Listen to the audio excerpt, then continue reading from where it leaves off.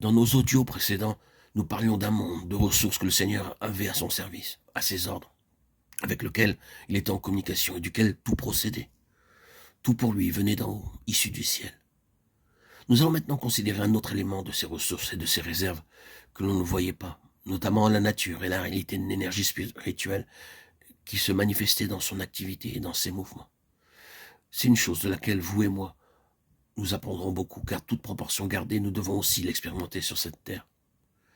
Personne ne peut lire les évangiles sans être impressionné par la plénitude du dessein de Christ. Il l'a caractérisé dès sa jeunesse, ou son enfance même. À l'âge de 12 ans, c'était une chose qui s'est manifestée avec beaucoup de force dans ce que nous appellerons l'épisode qui avait eu lieu entre lui et ses parents.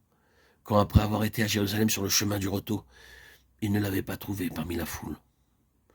Ils sont repartis le chercher et l'ont trouvé au bout de 3 jours. Mais malgré leur anxiété et leurs soucis, tranquillement, il déclara « Pourquoi me cherchez-vous? Ne savez-vous pas qu'il faut que je m'occupe des affaires de mon père » Luc 2,49. Ou, selon une autre traduction, que je dois être chez mon père. Avec l'emphase sur le « il faut ». Je dois seulement, je suis gouverné, je suis contrôlé, je suis sous la puissante conviction et étreint par une chose céleste, une relation céleste. Et souvent ensuite, après le Jourdain, ces paroles étaient sur ses lèvres. Je dois faire tant qu'il fait jour les œuvres de celui qui m'a envoyé. La nuit vient où aucun homme ne peut travailler. Jean 9,4. Et j'ai encore d'autres brebis qui ne sont pas de cette bergerie. Celles-là, il faut que je les amène. Jean 10,16. Vous voyez cet impératif immense dans sa vie, cette plénitude du dessein conduisant à tellement plus d'activités finales et entraînant ou exprimant une telle énergie.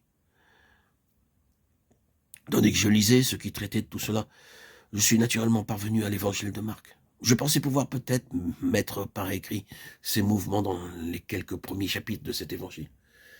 Mais je compris, parvenant à la fin du 4e chapitre, qu'il était inutile d'aller plus loin. Remarquez seulement le mouvement rapide, incisif et aussitôt. C'est l'image d'une activité continue et d'un mouvement constant d'un endroit à un autre, ici et là, d'une vie active, d'un travail accompli par l'énergie immense qui était en lui et qui était sa vie. Quand vous lisez le livre des Actes, il est impossible de ne pas reconnaître cette même énergie chez les apôtres et dans l'Église. C'est le livre d'une continuelle activité, d'une énergie immense, vitale. C'est l'Esprit de Dieu en action.